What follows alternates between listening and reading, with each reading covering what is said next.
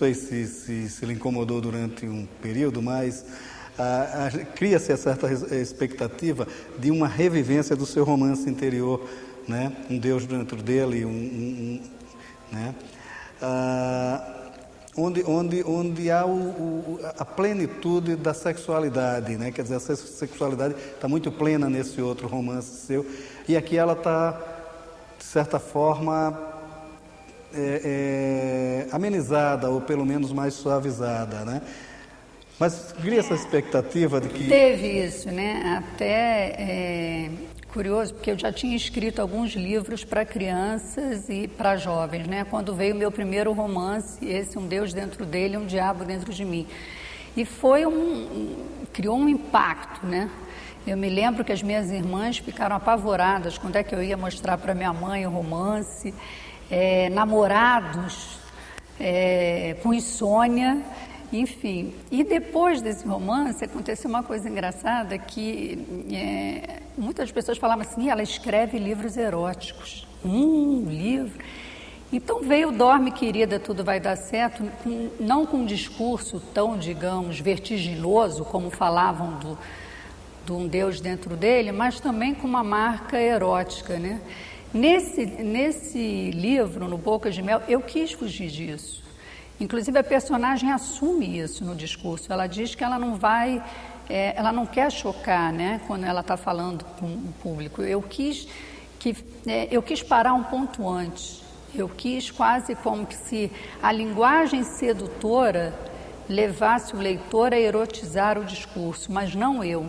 Não seria pela minha mão aquele discurso, né? E eu estava com medo disso. Eu falei, meu Deus, como é que as pessoas vão reagir a esse livro? Elas estão esperando um outro texto, né?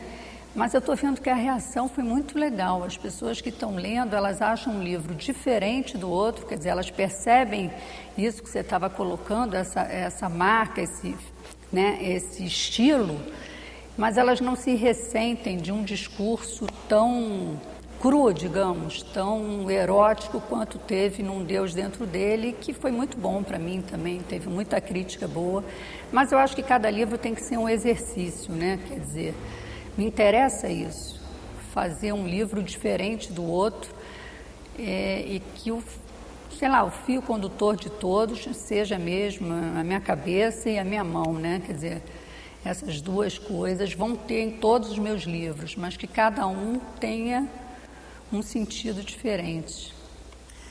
Nesse livro também eu teve uma coisa que eu gostei muito, achei muito curiosa também, e que também é uma novidade na sua literatura, que é esse constante chamamento do leitor, né?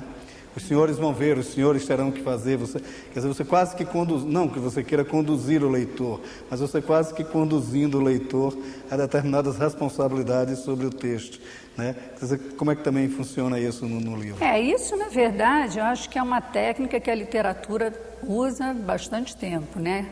Você pegar até os textos do Machado, você tem esse chamamento do leitor, né?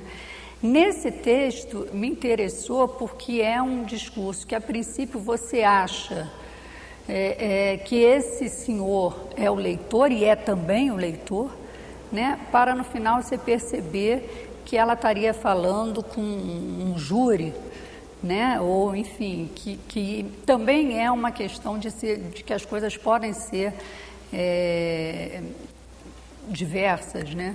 Então, eu acho que essa função, né, essa função da linguagem, de você se referir diretamente ao outro, ela mobiliza o leitor, né? O leitor entra mais no texto. A própria linguagem publicitária, ela está o tempo inteiro chamando você a participar do texto. Então, usei isso aí, acho que foi bom. Aproximou o leitor do texto, né? E assim, em linhas gerais também, o livro, ele acaba fazendo um balanço curioso também sobre em que determinados pontos se dá a compreensão dos novos comportamentos, né?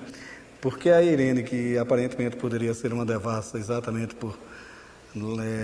Ela até em determinado momento chega a dizer isso, né?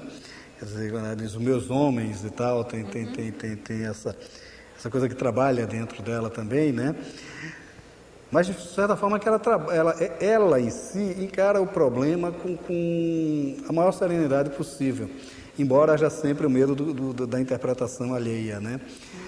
Então, também é uma dicotomia interessante que você trabalha ao longo do texto, né? Eu acho que é a mulher assumir, né? Assumir a sexualidade dela, né?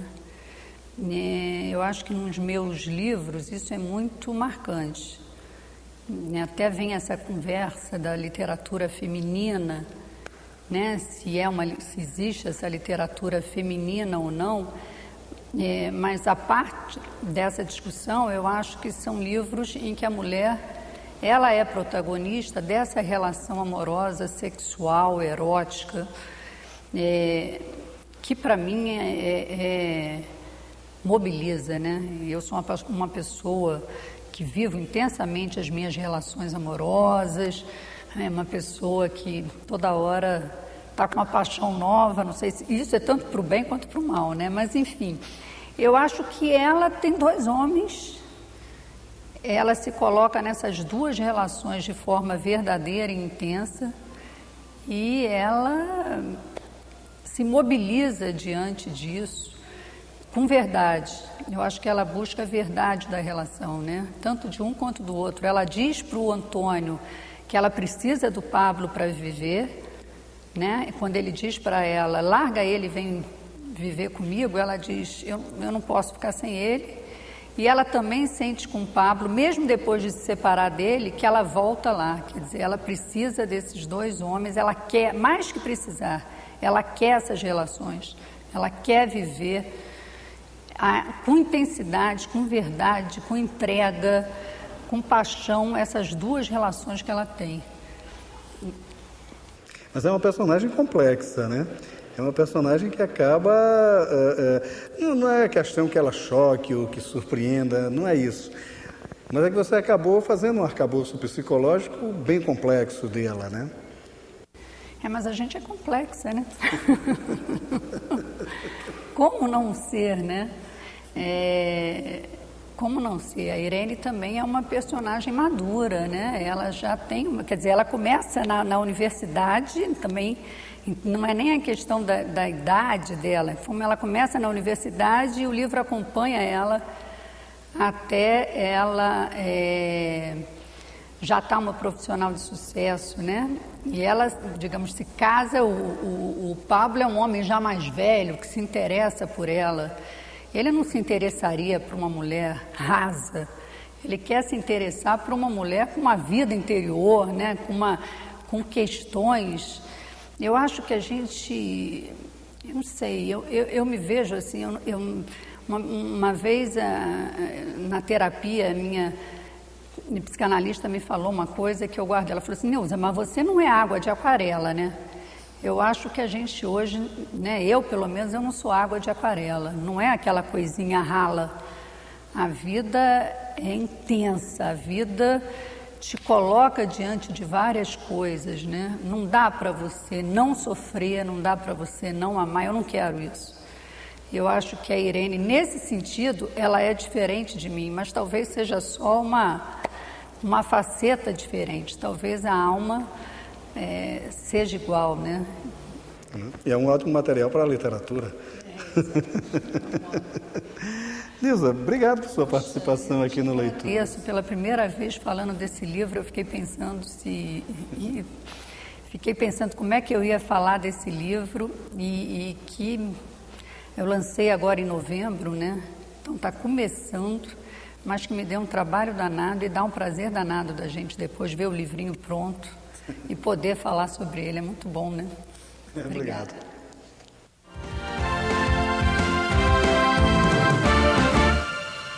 Apanhar a realidade e transformá-la em ficção. Isso não chega a ser uma novidade, mas a prática termina por despertar o interesse sobre temas esquecidos. Este é o caso do suicídio do escritor Stefan Zweig e sua mulher, Lotte Altmann. A tragédia ganha uma nova visão ficcional no novo romance de Dionísio da Silva, Lotte e Zweig, lançado pela Leia. O duplo suicídio acontecido em fevereiro de 1942 teria sido o epílogo da perseguição dos nazistas contra o casal. Dionísio, ficcionista antes de ser historiador, busca outros caminhos e insinua que houve ali um duplo assassinato. Isso, no entanto, torna-se apenas um pouco mais de tempero para um caso já em si emblemático. O fundamental do livro é que ele traz para o primeiro plano a discreta Lotte, como se trabalhasse com o olhar do próprio Zweig, um grande criador de grandes personagens femininas. Dionísio aprofunda os sentimentos de Lotte e traz à cena uma mulher determinante para o crescimento de toda a trama.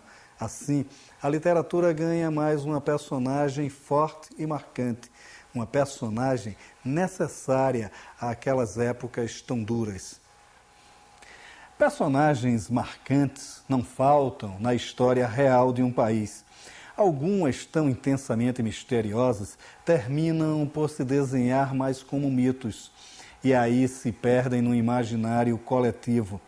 O escritor Marco Moretti, em seu romance de estreia, Eu, Sumé, lançado pela Novo Século, se vale de um desses personagens. Sumé teria chegado ao Brasil bem antes dos colonizadores para ensinar os índios a cultivar a terra. Os jesuítas passaram a divulgar que Sumé seria o peregrino São Tomé, e aí cresce infinitamente o mito. Marco trabalha então num nível interessante. Ele busca entender as verdades e as imaginações escondidas por todas estas veredas. Naturalmente, não chega a tirar Sumé da mitologia, mas ao final constrói um romance divertido, prende as bases fundadoras de nossa cultura primária. Uma excelente oportunidade para mergulhar em nosso imaginário essencial. Quando a ficção busca desvendar os descaminhos da realidade, Lotte Zweig, de Dionísio da Silva, e Eu, Sumé, de Marco Moretti.